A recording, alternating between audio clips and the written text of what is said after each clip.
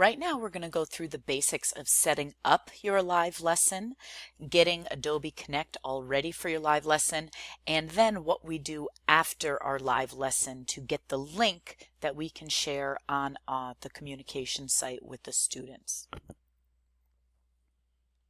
Okay, the first thing we're going to do is go to calvertschool.adobe.com, as you can see right here, and go ahead and save that as a bookmark. And you're going to find a site that looks just like this. This is where you're going to enter in the username and password that you were given from tech support, and then we're just going to click on log in. Now, the first time you open up Adobe Connect in a certain computer, it will take a while to load, so be sure to do this a day or two or however far in advance before your first course. Now, I'm going to go to my classroom that they set up for me, and I'm going to click on Open. Now, I did use the magic of pausing and re-recording in order to speed up this process, but this process usually takes quite a while, so don't be surprised if it does. And again, be sure to take care of this before your first class. Now, as you can see, as soon as we open this up, in my case, I use my classroom for private tutoring sessions as well. And this is just the whiteboard that Adobe has available for you. Before you start your class, you're going to want to stop sharing any whiteboard or anything else that's cluttering up your screen. And then you're going to want to go to Share Document. You're going to select the PowerPoint that you had previously prepared.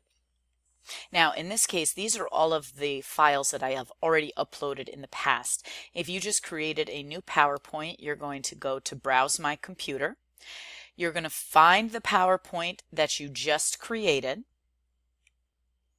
So maybe we have week 3 here. Now, this PowerPoint will look a little different than the new ones this year because now we have templates to use, as you saw on the web page that got you to this video. Actually, right above this video are the templates. So now we're downloading that particular PowerPoint file. Okay, now you'll see the PowerPoint uploaded right here. And again, this is going to look very different from the PowerPoint you're going to be using. This is from a couple of years back. But and I do believe I said uploading or downloading earlier. We're actually uploading that PowerPoint, not that it matters. But once you have this PowerPoint, I want to remind you, you can actually do this a day or 2 days or a week before your class, because once you close out of Adobe, whatever's last in Adobe will stay in Adobe. So here's your PowerPoint right here. The other thing that I like to do is clear my chat box. Now, this is how I personally have my Adobe set up. I have my virtual whiteboard or PowerPoint in the very center up front, large. I have a Q&A box at the top, a chat box right here, and then all of my attendees will be showing up on the right. You can change this layout by going to Layouts, and you can play with different setups. You can also change it by simply clicking on the box and dragging it to a different position, or making it smaller or larger. It's completely up to you. It's probably going to take a couple of classes to determine which layout you like best, or you may want to change it every single time. That's going to be completely up to you. Now, at the top, here's a very, very important thing. You're going to notice this here is the speakers. This is making sure you're able to hear your students. This is your audio if your students hear you. You see my microphone is white right now. Not good. The children or students cannot hear me. So I'm going to click on this, and when I see lines coming from my microphone, I know those students can hear me. And if all else fails and you forget to look at the little lines, don't forget to always keep an eye on your chat box over here, because the students will be saying, "Miss First, I can't hear you." Well, actually, they'll preface that with your name instead, but they'll let you know very, very quickly. If you choose to turn on video, you can do that by using the video cam option.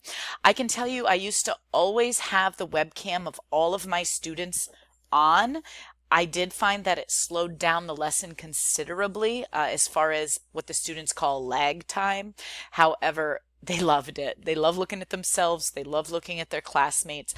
So it may be something you want to try certain times and then turn off if you don't really like the lag.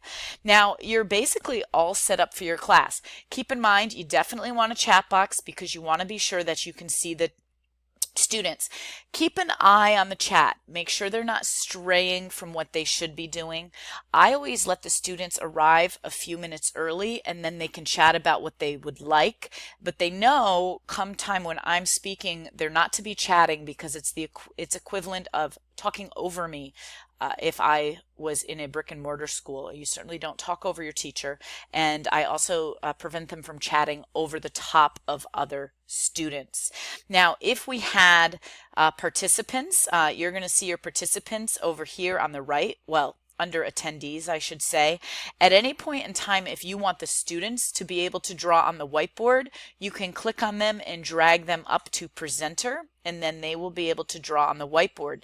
Now, if you wanted to be able to draw on your presentation or the whiteboard, you're just going to click on draw and just play around. I mean, you can, draw on this when it's time for you to move forward in the presentation. You can see arrows right at the bottom. So this arrow here will take you to the next slide.